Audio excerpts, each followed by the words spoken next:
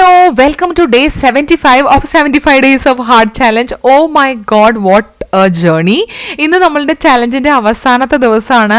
And I am posting this reel on my birthday, which together feels so amazing. എന്റെ 75 days hard challenge watch ചെയ്തതിൻ്റെ അകത്ത് ഒത്തിരി ആൾക്കാർ എനിക്ക് പേഴ്സണലി ടെക്സ്റ്റ് ചെയ്ത ഒന്ന് രണ്ട് ക്വസ്റ്റിനുള്ള ആൻസർ ഞാൻ ഈ വീഡിയോയിൽ പറയാം.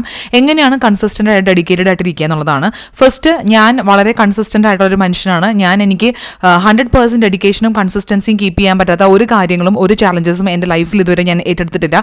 എനിക്കത് കംപ്ലീറ്റ് ചെയ്യാൻ പറ്റും എന്നുള്ള 200% ഉറപ്പുണ്ടെങ്കിൽ മാത്രമേ ഞാൻ അത് കമ്മിറ്റ് ചെയ്യാറുള്ളൂ. അങ്ങനെ തുടങ്ങിയതാണ് ഈ ഒരു ചാലഞ്ച്. പിന്നെ വന്ന question, food and sugar craving എങ്ങനെ കൺട്രോൾ ചെയ്യും എന്നുള്ളതാണ്.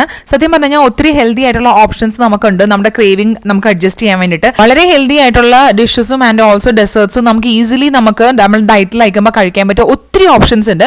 പിന്നെ എൻ്റെ ഒരു നേച്ചർ എന്ന് വെച്ച് കഴിഞ്ഞാൽ ഞാനിപ്പോൾ ഡയറ്റിലോ നോമ്പിലോ ഒക്കെ ആണെങ്കിൽ എൻ്റെ ഫ്രണ്ടിൽ നിന്ന് ആരെന്ത് കഴിച്ചാലും അതൊന്നും എന്നെ എഫക്ട് ചെയ്യില്ല. You can eat whatever you want in front of me and I just don't care. അതാണ് എൻ്റെ attitude. 75 days of hard challenge complete ചെയ്യുമ്പോഴത്തേക്കും എത്ര വെയിറ്റ് കുറഞ്ഞിട്ടുണ്ടായിരുന്നുള്ളതാണ് ഏറ്റവും കൂടുതൽ ആൾക്കാർക്ക് അറിയുന്നുണ്ടായിരുന്നത്.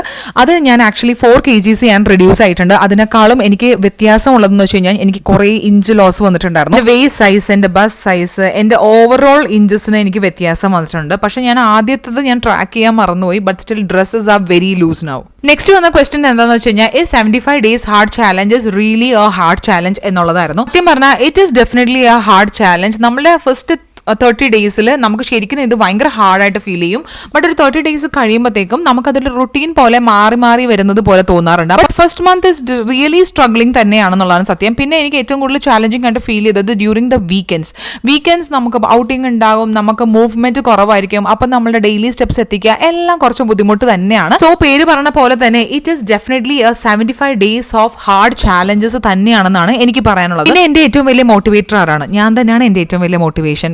ഇതുകൊണ്ട് ബെനിഫിറ്റ് ഉണ്ടാവുന്നത് എനിക്ക് മാത്രമാണ്. ഞാനിത് എനിക്ക് വേണ്ടി മാത്രം ചെയ്ത ഒരു ചാലഞ്ചാണ്. So do it for yourself and enjoy and feel the difference. അപ്പോൾ tata bye bye, take care.